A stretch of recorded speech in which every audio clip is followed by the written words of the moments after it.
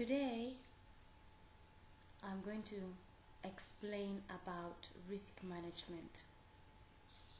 Risk management is an important aspect of not just an organization but life in general. So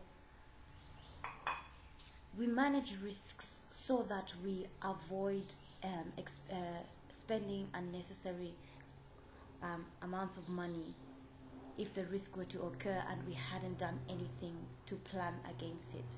For example, even in our normal day-to-day lives, we exercise, we eat healthy food in order to reduce the risk of becoming obese, because we know that if we become obese, then we are more likely to have high cholesterol or high blood pressure or have a stroke or have diabetes.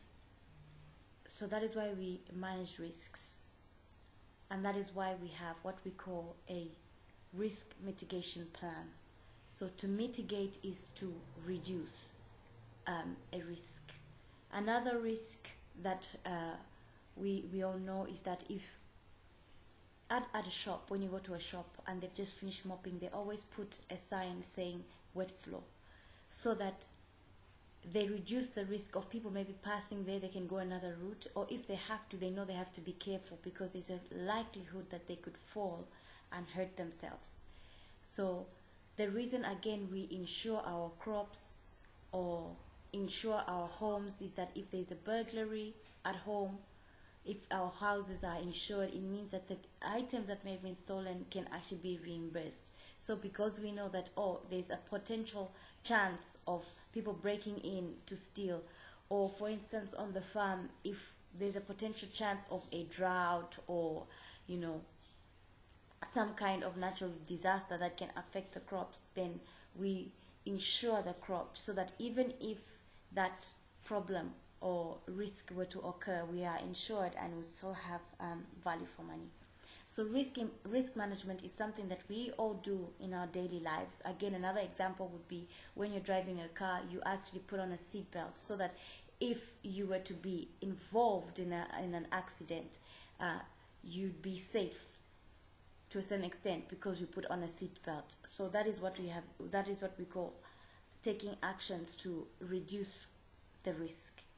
So some of these key terms that I've been using are so important in risk management in terms of the likelihood of a risk happening or the impact the risk would have if it were to happen, and mitigation plan. What are the strategies that you will come up with in order to reduce the effect of the risk?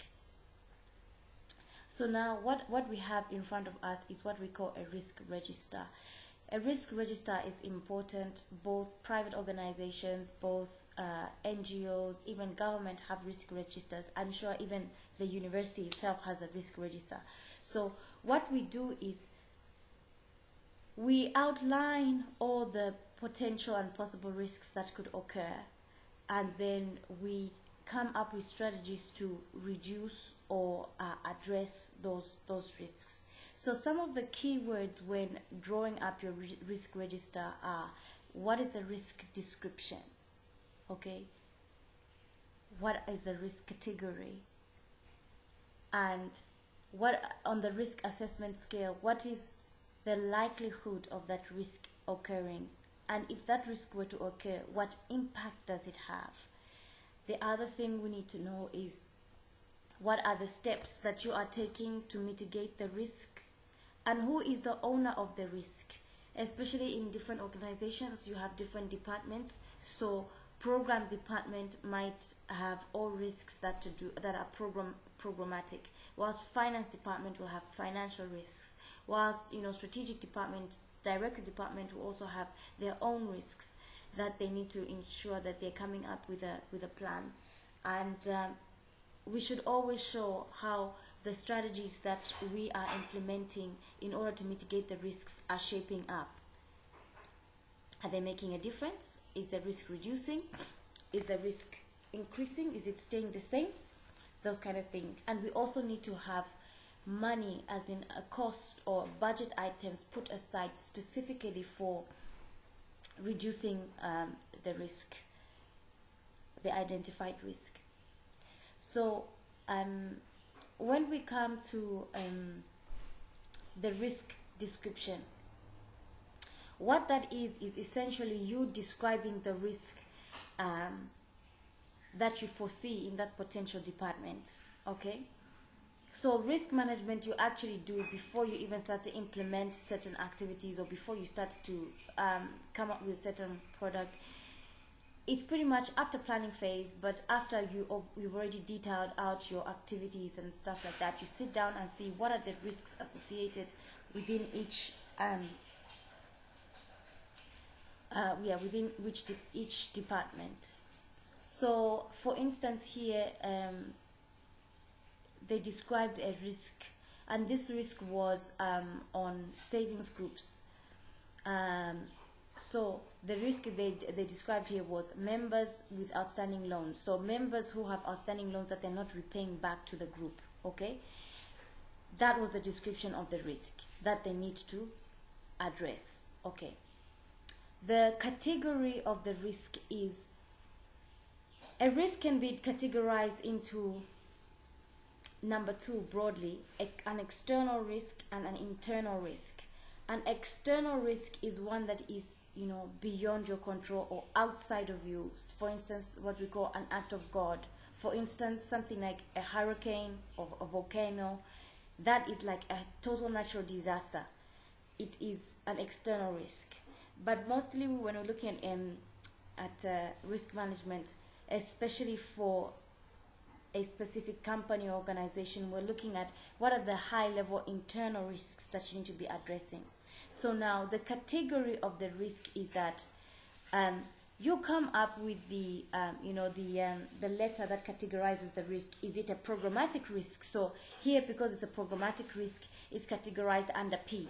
But for you, if it was a financial risk, it would be actually categorized under F. Sometimes a risk can be shared between 2 departments, depending on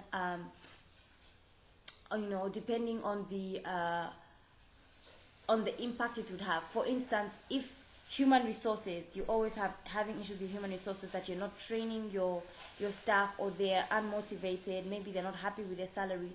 You both have a financial risk there, but you also have a human resource risk, because the two are going hand in hand, especially when it comes to the salary side of your human resources. So there's a potential possibility that you won't retain your staff, or they'll keep on, you won't have a good staff retention. And you probably have to always pay money to do a recruitment. You do a recruitment, you kind of train them to a certain level, then they leave again. So those 2 risks could be categorized into 2 departments. Okay. Now, if you wanted, you could have a more detailed description of the risk with an indicator. So here it would be, description of risk indicators would be something along the lines of number of members in the SIL groups with outstanding loans, so that you put a measurement of change against the total number of people that you know that are saving.